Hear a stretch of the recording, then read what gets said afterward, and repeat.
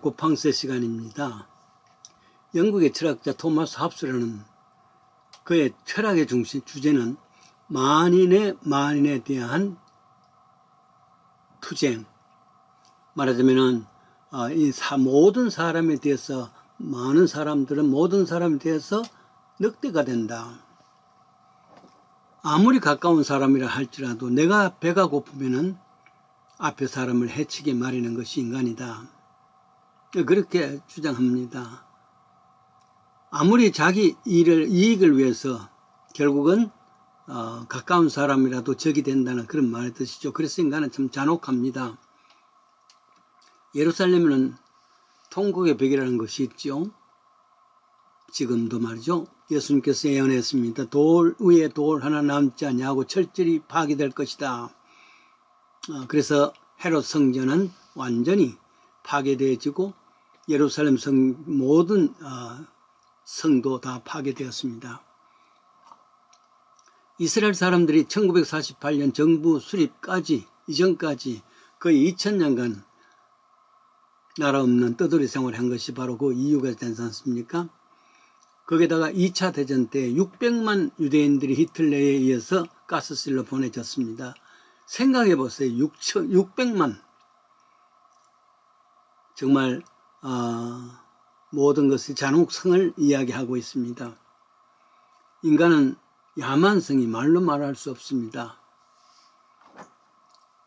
유대인들이 이제 돌아와서 모든 것이 다 무너졌지만은 성전벽 서쪽 벽이 아래 남아있지 않습니까?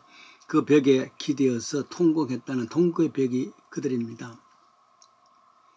저들만이 아니죠. 신사의 나라 영국은 어땠습니까? 아프리카 그 정복의 잔인성은 말로 할 수 없습니다.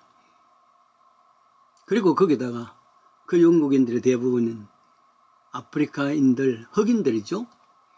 미국으로 종으로 팔고 노예 장사로서 했던 야만성이 그들입니다. 서부 개척시대 때에 인디안들에게 얼마나 고약한 일을 많이 했습니까? 잔혹성입니다. 우리 민족은 어떻습니까? 백이민족, 평화를 사랑하는 민족이라 그럽니다. 그러나 천주교 순교사를 보면은 우리 한국인들이 얼마나 잔혹한 것을 알 수 있습니다. 첫 번 신자인 콜롬바죠. 콜롬바 여자, 그에 대한 죽음. 그렇습니다. 한국 천주교 최초의 여성교자죠. 콜롬바는 난타질을 당합니다. 여자가 말이죠. 낭자하게 참나무로서 도끼를 만들어서 뼈를 부러뜨리고 말이죠. 모진 고문으로 주리를 튼다는 말의 뜻은 이 발 사이에 그 긴 나무를 넣어서 이렇게 돌린다는 말이죠. 뼈가 으스러지는 겁니다. 자식을 끌고 와서 6살 된 자식이죠. 아들을 끌고 와서 가마니에 둘둘 말아서 난타질을 합니다. 피가 낭자하게 흐르는 것을 엄마에게 보여주면서 배교하라는 것이죠. 이렇게 잔혹한 인간이 어디 있습니까? 그래서 인간은 황폐화됨이었습니다.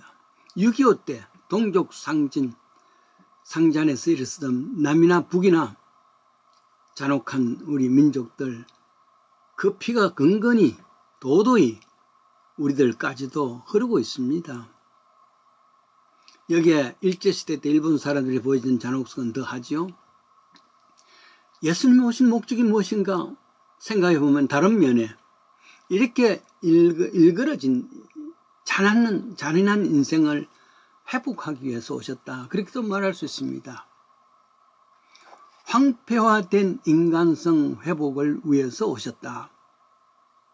그 가운데 누가복음 15장은 탕자의 이야기입니다. 탕자의 비유지요.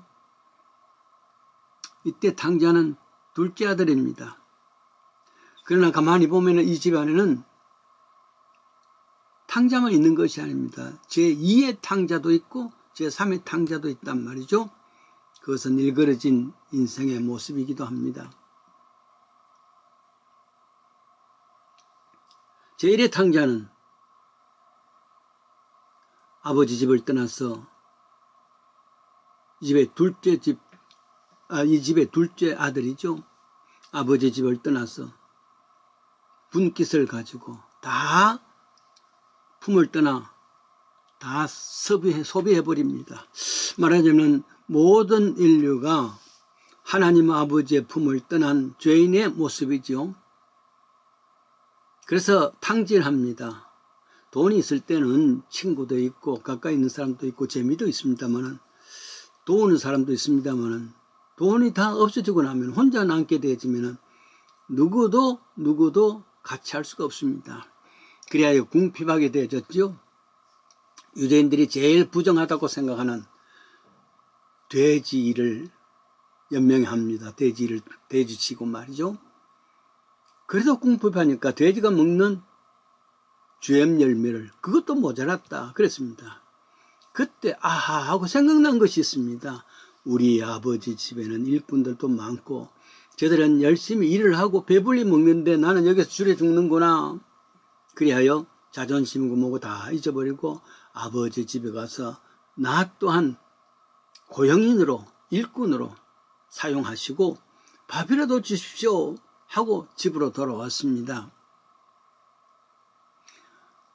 집에는 작은 아들이 온다는 것을 알고 아버지께서 달려가서 입 맞추고 한 번 아들이면 영원한 아들이란 말이죠. 목욕시키고 새 신발 주고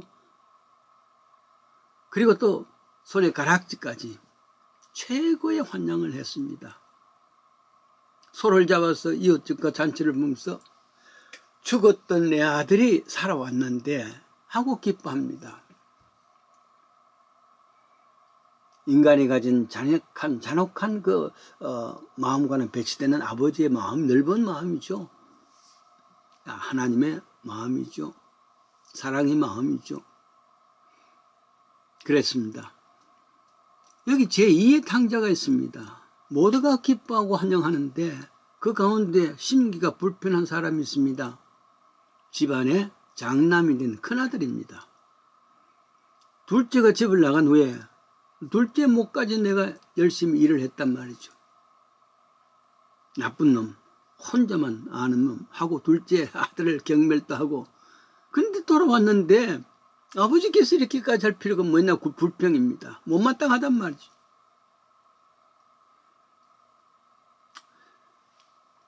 실은 이 첫째 아들이 어떤 면에서는 제2의 탕자라 그렇게 부를 수가 있습니다. 가령 교회에서 새 교인이 오면은 먼저 있었던 교인들이 괜히 불평을 합니다. 못마땅합니다. 이제 들어온 사람이 판을 치구나. 목사님은 왜 있는 교인들은 무심해야 하고 새로운 사람들에게만 저렇게 칭찬하고 저런 마음을 갖고 있습니까? 불편한 마음이란 말이죠. 이때 첫째 아들은 제2의 탕자입니다. 둘째는 집을 뛰쳐나간 탕자요. 첫째는 집안에 있는 탕자입니다. 그런데 이상하게 교회는요. 제2의 탕자가 많다는 말이죠. 더구나 재직들, 집사님, 장로님, 권사님들 이 제2의 탕자가 참 많습니다. 집안에 있던 탕자가 돌아온 탕자를 만났다면 이 녀석 잘 있었나요? 고생 많았지? 너를 위해서 늘 기도했단다. 돌아오라고. 이제 힘을 합해서 아버지와 힘을 합해서 집안일을 잘 일으키세우자.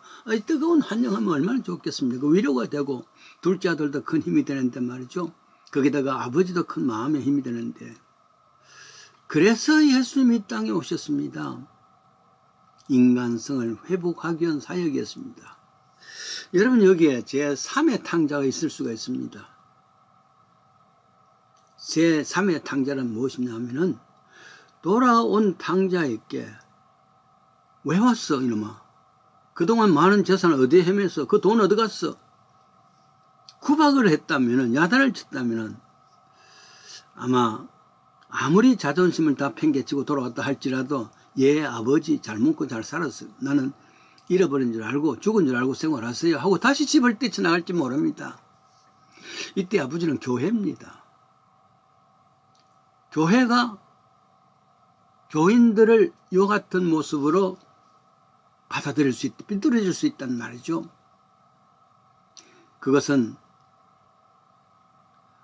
마치 교회가 교권으로 찌들어지고 교회 직분으로서 세상 상처를 주는 교회가 얼마든지 있을 수가 있단 말이죠. 그러면은 이때 교회는 제3의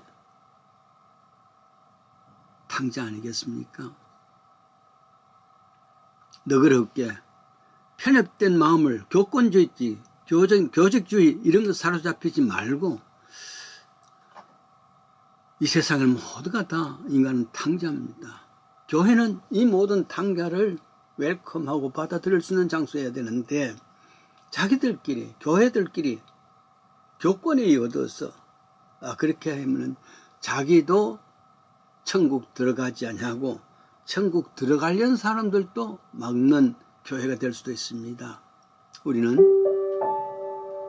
제1의 탕자도 돼서는 안 되겠고 제2의 탕자가 되어서도 안 되겠고 우리가 있는 교회가 제3의 탕자가 되어서도 아니 되겠습니다.